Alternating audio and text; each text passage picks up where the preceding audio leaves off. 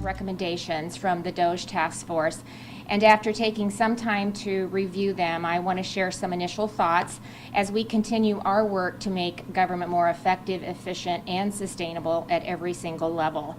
When you consider the amount of state and federal funding that supports our state government, Iowa is about a $20 billion enterprise with 18,000 employees, critical infrastructure and operations, and a wide-reaching scope of responsibility.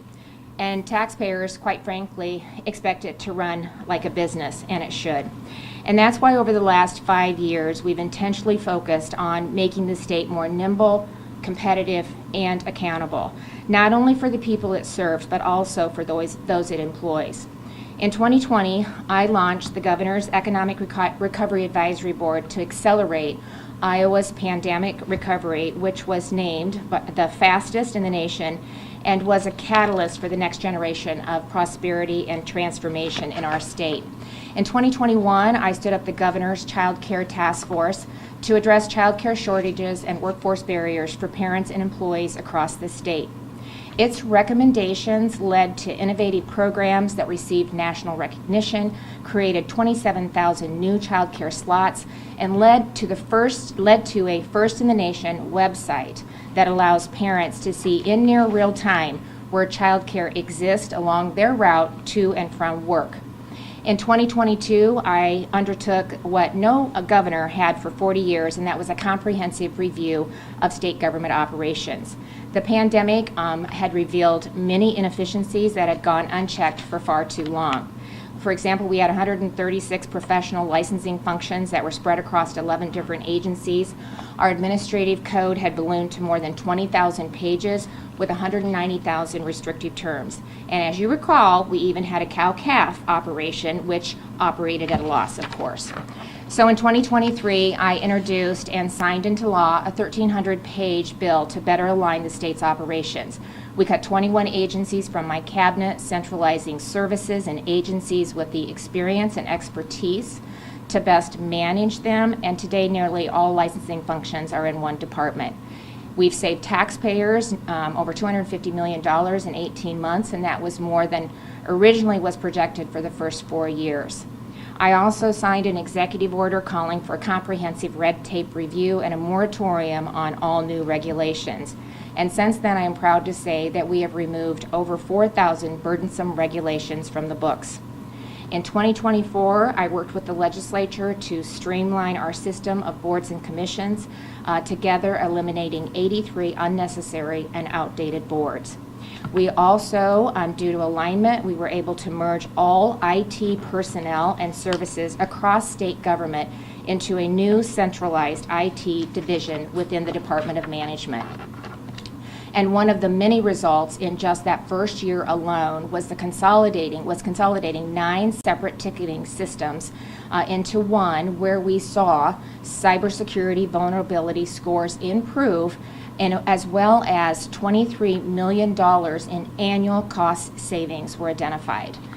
You know, alignment has continued to give us a clear line of sight into all areas of state government, and it reinforced the importance of continuously evaluating and improving our operations. And that is why the Iowa DOGE Task Force was the logical next step. On February 10th, 2025, I signed Executive Order 12, establishing a task force made up of leaders from the private sector businesses, local governments, and education to assess how we can improve workforce programs, leverage emerging technologies, maximize taxpayer investment, and ultimately take alignment to the next level. I asked them to be bold. I asked them to identify where state and local government aligns and where industry standards were, or where outliers exist. The level of detail in their final report, I think, shows the extent to which they took their responsibilities to heart, even when some topics sparked public debate. And on that note, I want to make something very clear before moving on this morning. IPERS isn't going anywhere. There's been a lot of public speculation, not to mention misinformation, about the potential changes to benefits that state employees, law enforcement officers, teachers, and others rely on. And you can rest assured that IPERS will be there for your retirement just as you've planned and we've promised. And that, by the way, was the intent of the task force from the very beginning. I want to take this moment to thank the task force members for contributing their time and expertise, especially Chair Emily Sept, who's here with me today. I want to thank the work group chairs, Reynolds Kramer, Kathy Kay, and Terry Lutz, and Representative Wills and Senator Dawson for their participation in the task force as well. In just 180 days, the task force engaged with several state agencies, convened stakeholder focus groups, received input from more than 5,000 Iowans representing all 99 counties, and produced a comprehensive report filled with concrete, actionable recommendations. In my initial review of the report, I can say that I'm very impressed and grateful for the group's work, but I'm not at all surprised by the quality under Emily's leadership. So Emily is a third-generation executive at her family-owned and operated company, Sukup Manufacturing. She's a previous member of the Economic Recovery Advisory Board, and she was actually the chair of the Child Care Task Force. Her contributions over the last 5 years have made a tremendous difference in our state, and it's why I ask her once more to lead such an effort. So thank you for joining me today, Emily, for again saying yes to serving Iowans and helping us ensure that our state is on the best path forward. And now I'd like to invite you to say a few words about the work of the task force. Thank you so much, Governor. It has been an honor to lead this effort for you, and personally rewarding to hear that, and you almost brought me to tears about the five years working on all these things. The 14 task force members dedicated so much time, knowledge, and research for all of this report and detail that you mentioned. Our report reflects building on the good work of your administration, and you tasked this group, as you said, to think how can government operate to bring out efficiencies like we see in the private sector. And we focused on delivering services in the most effective way. I've seen firsthand, as you mentioned, just how this process can bring solutions and really problem solve to improve the state. from your Economic Recovery Advisory Board, from the Child Care Task Force. We, along with you, implemented these programs that are supporting working families, reducing administration burdens for daycare providers, as well as helping parents find care, as well as providing success stories, which I credit you for that Child Care Task Force video. It was broken down to 3 parts, and it was focusing on return on investment, shared services for centralization for efficiencies, and leveraging technology and workforce. So you knew it even back then. That's where we need to focus. And for this task force, you challenged us not to be satisfied with status quo, to do bold recommendations, and we made sure to engage the public by soliciting over 5,000 recommendations and comments through a portal. And more importantly, we heard feedback after each meeting. Yes, we heard all of that feedback, each public meeting that continued to inform and also shape our recommendations and our thinking. And that's what it should look like. We should be not just sitting at the table, but also sitting side by side listening, having the discourse, having the discussion on something that's so big that is complex as a state government. In addition to the expertise of our committee, we reached out to stakeholder groups with deep knowledge and lived experience in these areas. Community college presidents, executives from major Iowa companies, and all agency directors. That all led to the 45 recommendations. And I'd be remiss to not include that we engaged the Iowa State Association of Counties, and we had multiple conversations along the way, because both of us have intent and purpose to make sure that we are delivering to Iowans in the most effective way possible and where those dollars have impact. Now, these recommendations reflect our overall focus to further optimize the use of taxpayer dollars. And we really focused on the process, the impact, and the effectiveness, because inherently that drives efficiencies. And it derives efficiencies across the life cycle of the whole delivery of public services. And each group represented the most important topics to our state's success, such as ensuring taxpayer value for their investment, leveraging technology to improve operations like we do at business every single day, and addressing critical gaps in evolving workforce, training, skills, and numbers. By creating a government ecosystem that reduces administration burdens, increases collaboration, allows every Iowan to be better served, and state outcomes that can evolve and adapt.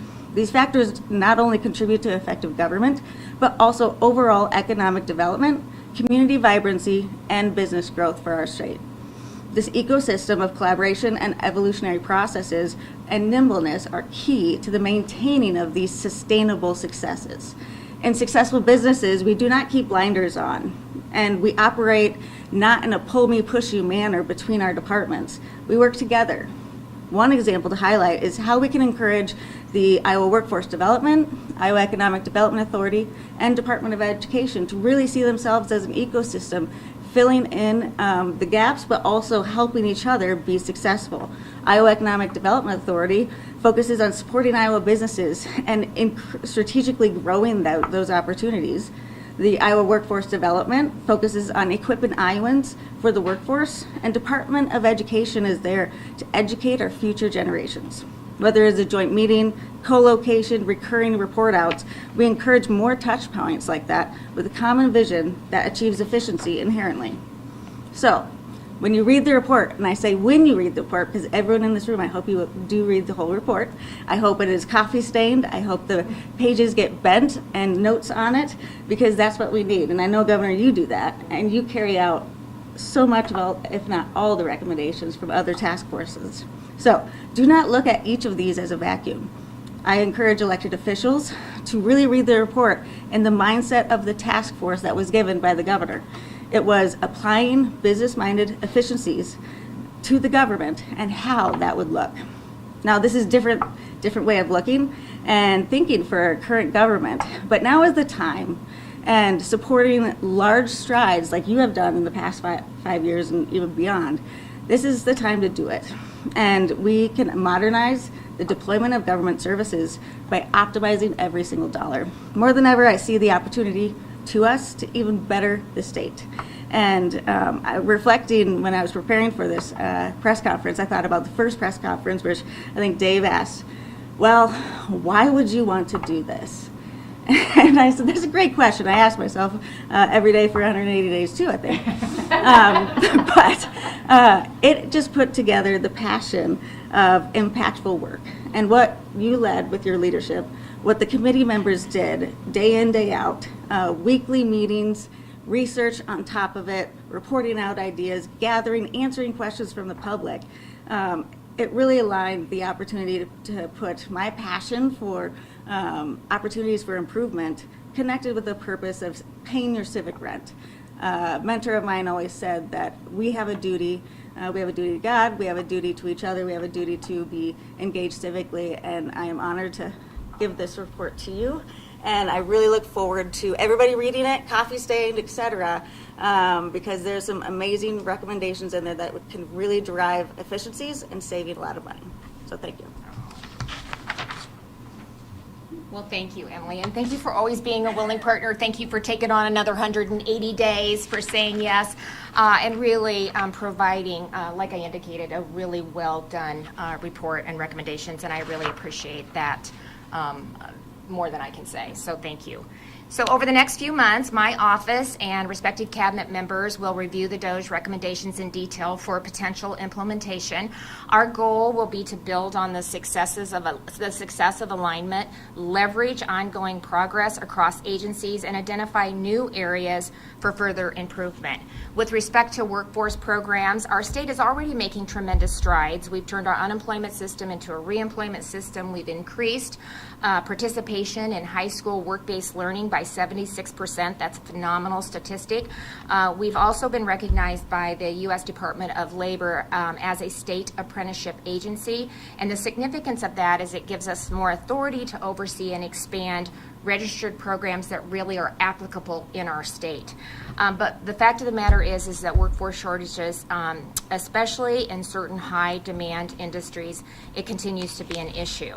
Despite a $400 million annual investment in workforce programs, employers report operational inefficiencies within certain programs, including outdated funding requirements.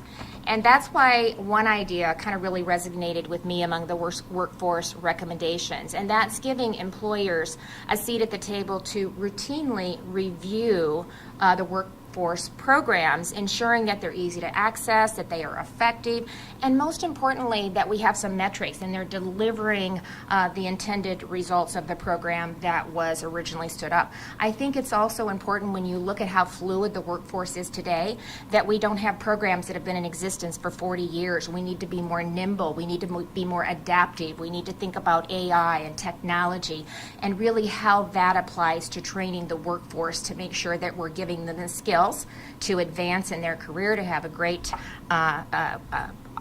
great quality of life as a result.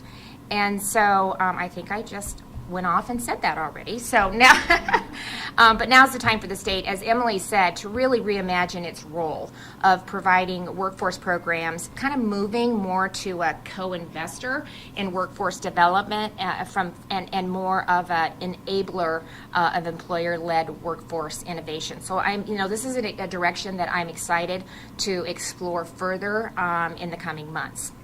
So, and also when it comes to leveraging technology, as I said, AI is not only the leading trend, it's the path forward.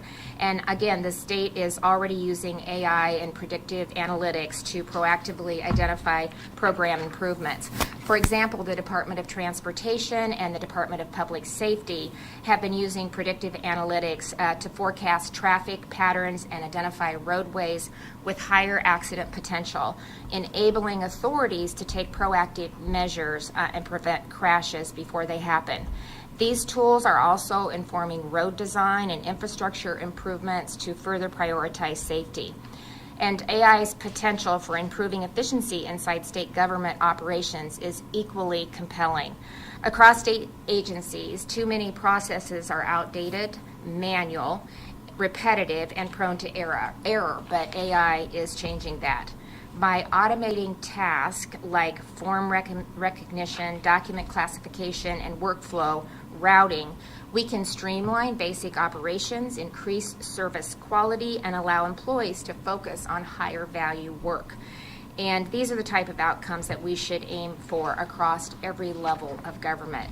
Again, we've made great strides to do that at the state level, and similar opportunities exist at the local level. As the DOGE report points out, Iowa's local government structure has remained largely unchanged since the 19th century. But some communities across the state have taken the initiative to adapt and change for the better. In fact, thousands of memos of understanding have been signed among governmental entities, allowing them to share resources and provide joint services. The report highlights a regional partnership in Scott County that is saving local governments millions.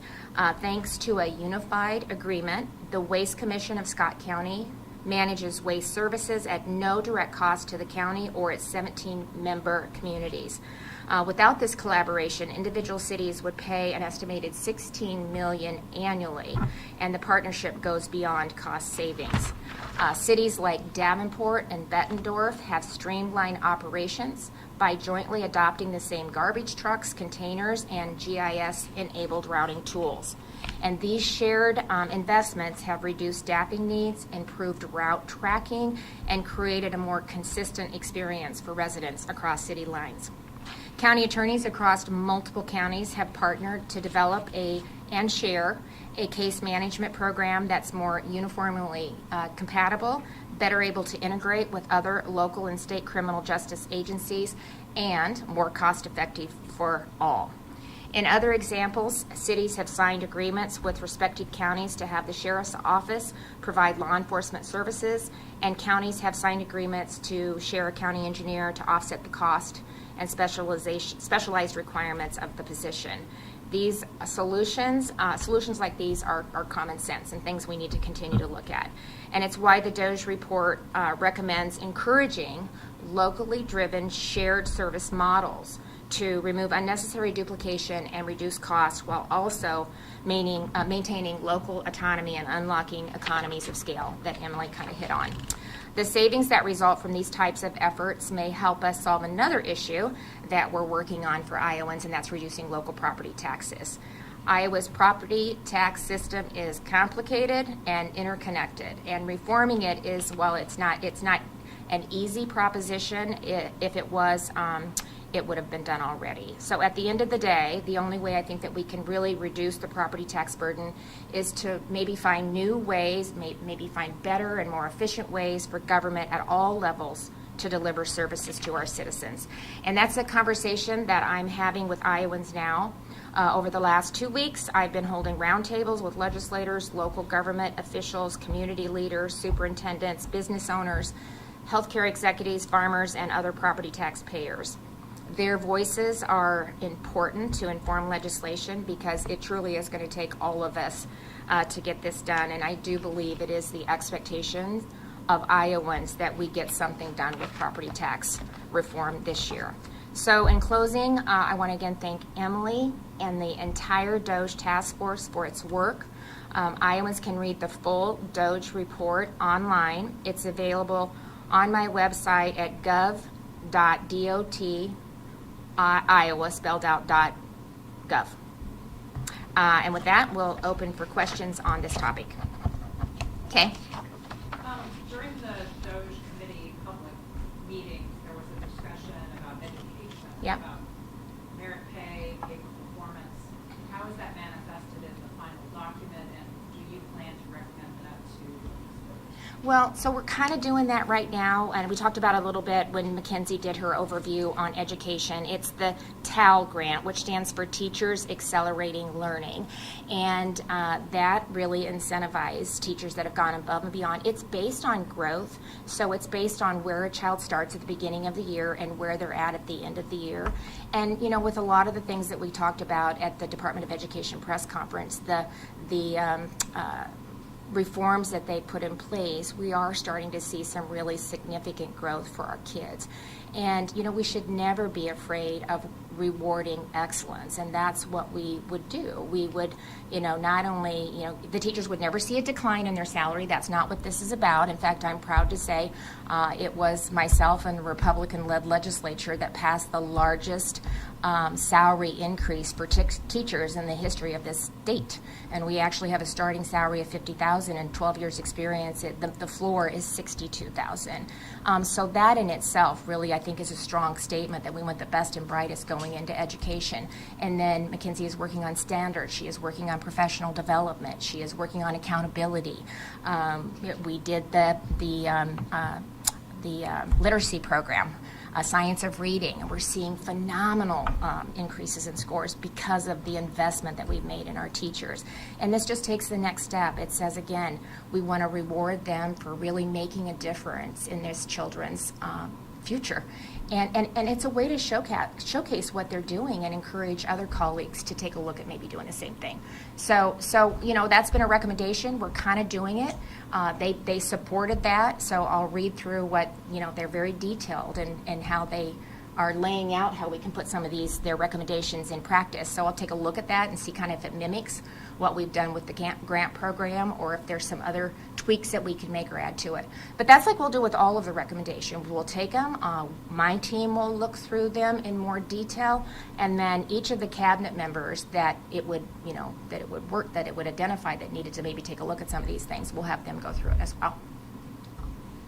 What do you think of the recommendation of the report to study public employee benefits and compensation? And is that something that you could order done yourself, or would that have to come through legislation? Well, actually, it's already being done. I mean, there's already a group that I think is supposed to be a legislative group committee that's supposed to meet every other year to address just that, all benefits, IPERS. So it's really in place already. So we can take that recommendation, then I'll probably just share it with whoever is on that committee. I don't know if they've met.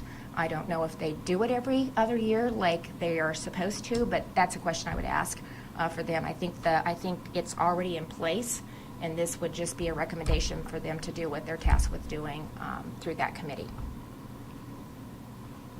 Yep. You mentioned creating a culture of continuous improvement. Yep. And Yes. so is Iowa DOGE Task Force done? Is this going to be an ongoing effort? Well, it's like realignment 4.0 is really where it's at, and that's kind of why I went through everything that we've worked on at the beginning of the remarks. I know that was kind of lengthy, but I think it really underscores, honestly, what we've been doing over the last 5 years. And there's not another state in the country that has done anything close to what we have done over the last 5 years. And I have always believed that it is important that we never settle, that we continue to look for ways to be more effective, more efficient, and accountable to the taxpayers of Iowa. It makes us better, and it's what business does every single day. If they had not looked at their operations for 40 years, there would not be a business today that would still be in business. That's just crazy. And government should be no different. I mean, especially when you look at the national level, we're $37 trillion in debt and counting. Maybe it's 38 right now. I don't know. With the efficiencies that I've been able to see just at the state level, $250 million in savings in 18 months, and I can tell you that is just scratching the surface. And as I also indicated, it has given us a great line of sight into each one of these agencies, and so we're able to actually continue to look for ways to be better and what that next improvement looks like. And you're going to see, I'm going to highlight some of those in the condition of the state. So we're working on that right now. But these are areas that I think there's a lot of opportunity. So I like the three kind of areas that they focused on, that we can take what we've done at the state and hopefully encourage local government to have that same mindset and kind of take a look at what we've done and implement that at the local level. And they are, to some degree. That's why I talked about the shared services that are already doing. There's thousands of MOUs that already exist. The roundtables have been great because it gives us a chance to talk about additional ways that we can think differently on how we're delivering services to Iowans.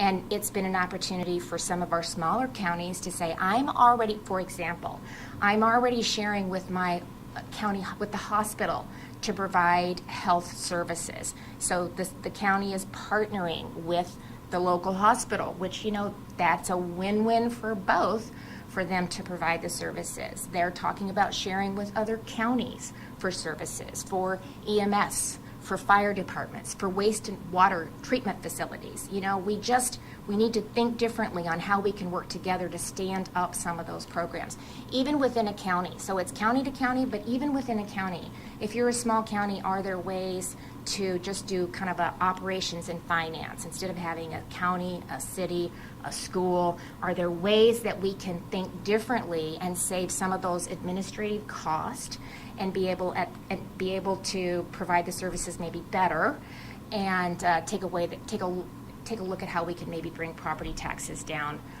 in the meantime. So it's all a part of that as we're looking to go through these opportunities. Dave? While you share the name DOGE with the federal effort, you have structured this in a far different way than the feds did theirs, right? I'm going to try to sneak in a two-parter. Can you explain sort of why you did, especially as we have Emily standing right next to you, can you explain why you structured it in sort of a task force way, final report, and then can you walk people through what happens next?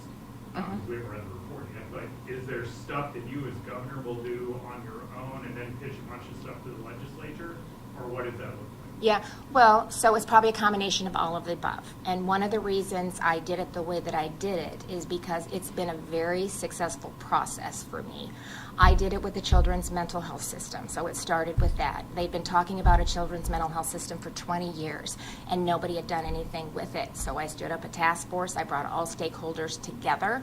I had them really develop a system, what the requirements would be, what the metrics would be, and what that would look like, tying it to the adult behavioral health system that we had in place.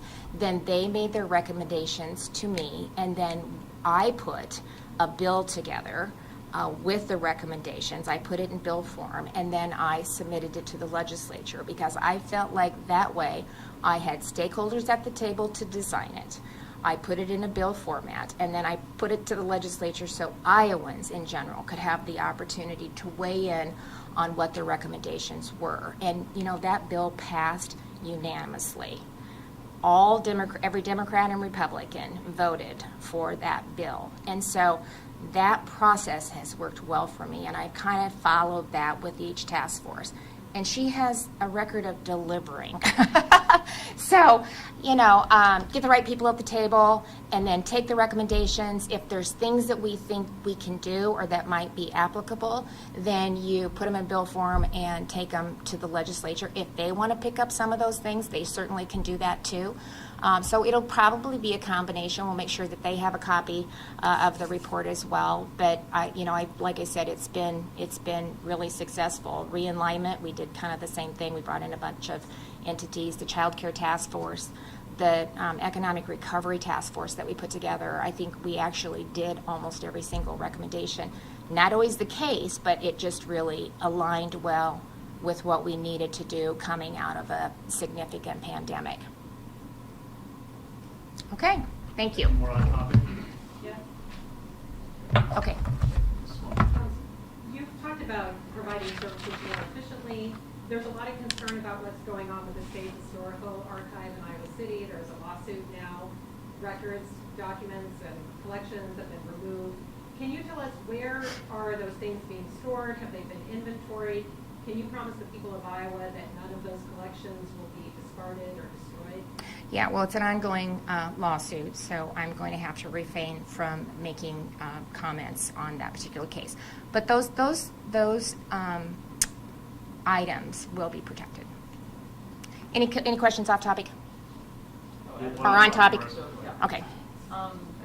You mentioned the shared service agreements kind of being key to. I'm sorry, the what? The shared service agreements Yeah. being key to sustaining property tax cuts and cutting local spending, but how do you plan to actually work with local governments to, make sure they don't Yeah. put those recommendations on the shelf? Yeah, well, so what I'm saying, though, is it's going to take all of us coming together. We have to think differently about how we deliver services, just like we've done at the state level. They need to but they're doing it, but we need to take that, make sure that they know what some of the opportunities are. But that's one of the reasons we're doing the roundtables. They're sitting at the table, having that conversation with us. but we just have to be better at what we're doing. We can't sustain the level of government that we have, and especially with technology and the resources that we have today. You know, we have to take a look at that. I mean, I was a county treasurer back in 1995. I went paperless back in 1995. I worked with county treasurers all across the state to stand up a website because as a small county, I didn't have the resources to provide my citizens the opportunity to go online and make payments or to go online and do partial payments. And I didn't think that was fair, you know, to my citizens that I represented. So I worked with a group of treasurers from across the state. We worked with a company, we took a bank, and we stood up a website that county treasurers could go on and have their own county web presence, which of course we didn't have one because we couldn't afford anything like that in Clark County. And it enabled my citizens to have that same opportunity to go online and pay property taxes. So that was back in 2000. Today you can renew your license online, you can pay your property taxes, you can even do your driver's license. So it's those kind of things. I cross-trained everybody in my office. I extended hours. We did partial payments. I allowed credit card payments. You know, you just have to be looking at things like that all the time so that you can, first of all, provide those kind of services to the people that you serve, but so you can do it more efficiently. I couldn't continue to tax Clark County residents to bring them efficiencies. There was actually a different way that I could do it, and I got the same results, and it didn't cost them anything. So piggybacking on that, you're talking about encouraging local governments to sign MOUs. Yeah. In the school realm, there are actually incentives for small school districts that share a superintendent or a social worker. Is there room for the state to provide incentives or just to encourage? We can look at both, but the incentives have to be time certain. That is a problem because sometimes we incentivize and they're supposed to recognize some savings from collaborating and working together and sharing those services, and then I just backfill it with an incentive forever. And so that kind of defeats the purpose. So I do believe there's a role for that, Kay. It just should be like a couple of years, maybe 3 years, for them to adjust and get everything settled and really operational, and then that needs to go away. Otherwise, we've really not recognized the benefits and the savings that we potentially should and could, that could continue to bring down, you know, that property tax levy askings. So it's both. You know, I want to give them the opportunity to think differently, to look for ways to do that, and they have. I mean, they've really. I've only done like 3 right now, but it's been a really good conversation, a good give and take, moving forward. So they're hearing the same thing. Every legislator is hearing that you're pricing me out of my home. I can't continue to pay this level of property taxes. You know, so, and we're not competitive when it comes to that either. So the expectation is that we do something. Yes, Emily, before you change. Yeah. I should ask you if you regret doing this. I'm not gonna. Can you, leading this task force, can you talk about the difference of being a company executive and knowing how that system works, and then kind of looking at this ginormous, I think the Gov said it's like a $20 billion sort of enterprise. And they have different purposes, right? So how do you take kind of a business view at this when government services, you know, those are things people rely on in sort of a different way than maybe a company does. Does that make sense? Yeah, and I had a unique set of skills of background that through the governor's offering of being on the Economic Recovery Advisory Board, I was the co-chair for the government working group. I think I was the only one who said, yeah, I'll take the government one.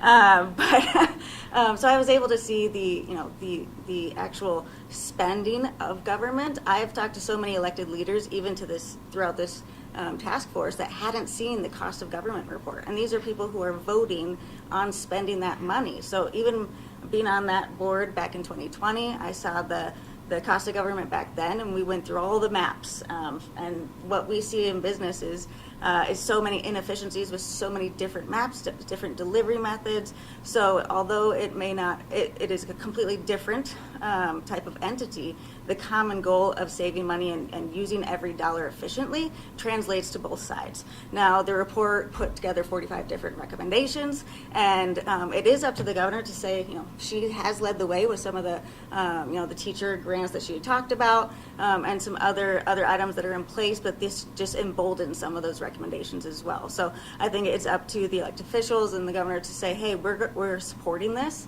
And yes, there are some differences between government and business, but the ask was, if you were to run government as a business, what would it look like? So that's what we took we put those glasses on and delivered that report. And I can say that so much time was spent on that. But we engaged all branches. Chief Justice Christensen engaged. We had Senator Isaiah Knox work with our members, Representative Wills, and et cetera. So we had every branch engaged. So that tells you that they want something that is the private side's efficiencies, and that's her leadership that has really paved the way. But Child Care Task Force, Economic Recovery Board, I did have some unique background to be able to come into this than others would, but yeah, it's efficiency translates on both sides. It's just we got to get government up to speed on the efficiency timeline more than than government keeps up, or lacks to keep up. Well, and Dave, to your point, I think, it really makes us better at what we're doing. And right now, it's so fragmented, nobody has any idea of the cost. And I think when you start to drill down to Emily's point and see the cost and the return on investment for the inefficiencies that we have in place, we can be better. And it's just like when we did the behavioral health redesign.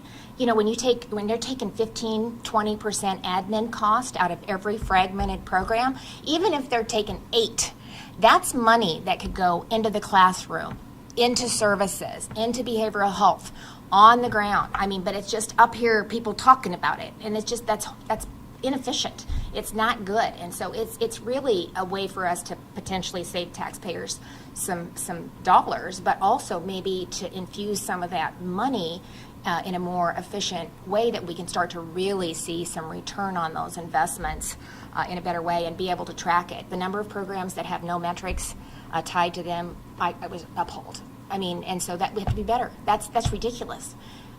So, when you're spending $400 million annually into workforce programs and we still have an issue, something's not right. So we got to be better. We got to get better. And there should be an expectation that I'm going to put this money to this program. This is the metric, the outcome that we expect. And if that doesn't happen, then it needs to go away.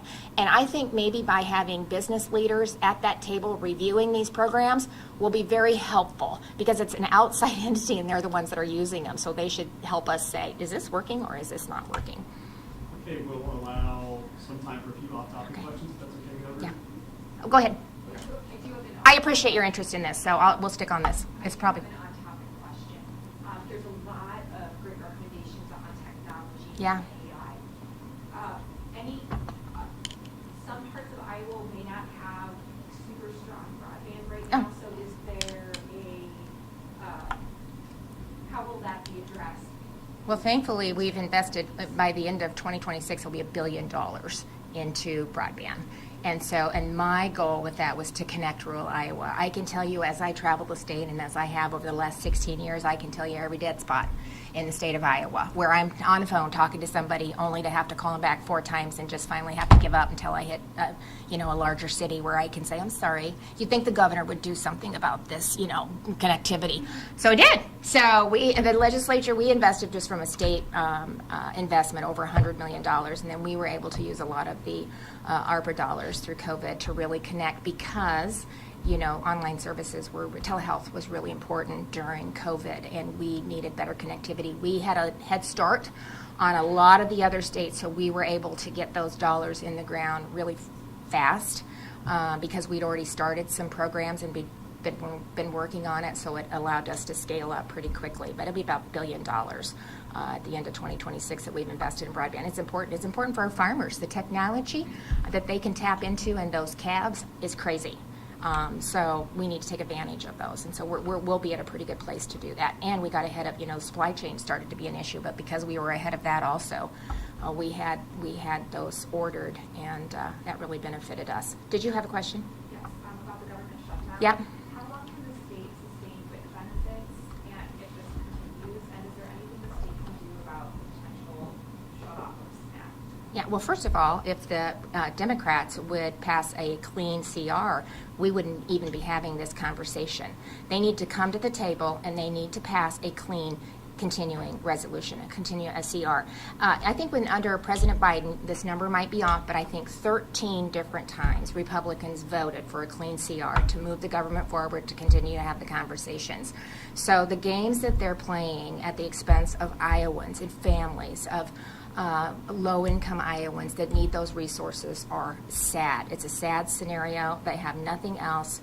They need to come to the table and they need to get this passed.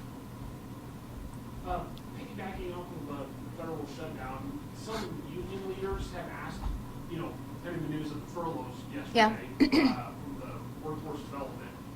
Some union leaders have asked the state to access emergency aid in order to pay those salaries for federally staffed folks. I guess just what your thoughts on that? Well, so I think we have about 67 staff that have been furloughed through Iowa Workforce Development.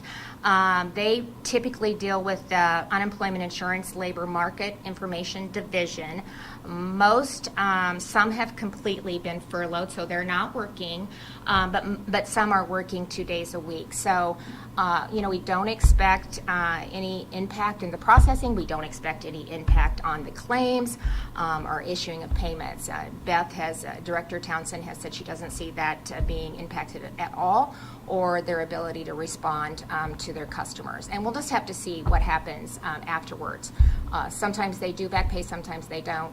If they're furloughed and not working, I don't know. We'll have to see what they end up doing at the federal level. But again, if they would pass a clean CR, then they could sit down at the table and they could start to work on the different appropriations and get the government funded. You mentioned about 67 at workforce development. What's the total number of state employees who are furloughed or impacted versus federal full funding for partial funding? It's about 800, is that right? Okay. Between the two, it's about 700 to 800, right? 700 National Guard, and then close to that with the other agencies. So again, there's a way that we could, stop that.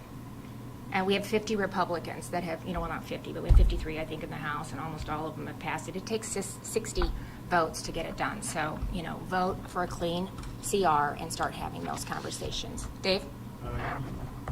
Through your career, you've been recruited to run for Congress, and I'm curious how you view the way you do a budget here versus the way Congress most times does not really do a budget, and the fact that we've heard you say CRs like a half dozen times, doesn't that just Well, I think that how messed up? Yeah, but it's been happening for a long time. So it needs to stop. I think that's what they're trying to do. They're actually trying to vote on each appropriation, each agency, instead of bringing it all together and doing a lump vote. They need to get back to that so that they can give Americans a chance to weigh in on it, and we're actually talking about each agency.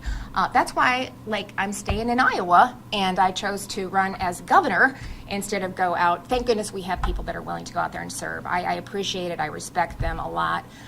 It's just a lot of things are out of your control out there, but they actually are trying to do that, and that's why they're saying if you could just come together like the 13 times that we did under President Biden's administration, so that we could continue those conversations and really put a budget together instead of kicking it down the road. I think the country as a whole would be better, and that's actually what they're trying to do. Thank you, everyone. Thanks, everybody.